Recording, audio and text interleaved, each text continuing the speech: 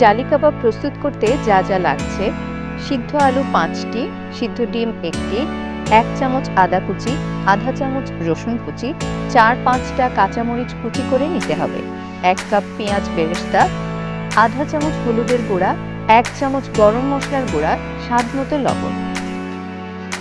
প্রথমে একটি ব্রেডারের সাহায্যে সিদ্ধ আলুগুলো ব্রেড করে নিতে হবে। আলু ব্রেড হয়ে গেলে একইভাবে ডিমও ব্রেড করে নিতে হবে।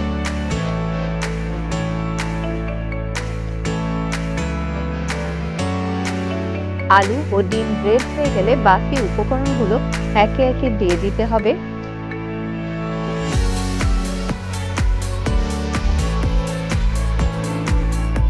এবারে স্বাদ মতো লবণ দিয়ে একটি পাউরুটি স্লাইস পানিতে ভিজিয়ে তারপর হাত দিয়ে চিপে পানি ভালোভাবে ছড়িয়ে নিয়ে পাউরুটি উপকরণগুলোর সাথে ভালোভাবে মিশিয়ে নিতে হবে।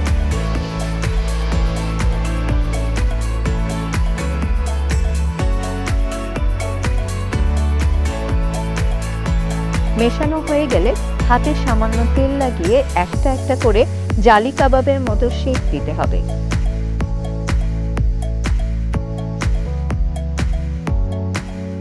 এবার একটি বাটিতে 2টি কাঁচা ডিমে সামান্য লবণ দিয়ে ভালোভাবে ফেটিয়ে নিয়ে তৈরিকৃত জালি কাবাব ডিমে ডুবিয়ে গরম ডুবন্ত তেলে ছেড়ে দিতে হবে।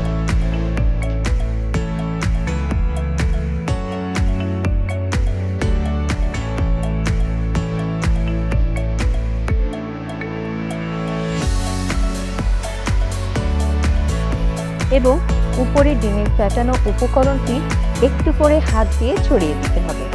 এবার ভাজা হয়ে গেলে ডিমের অংশ জালির মতো ছড়িয়ে থাকে বলে এটি জালি কাবাব।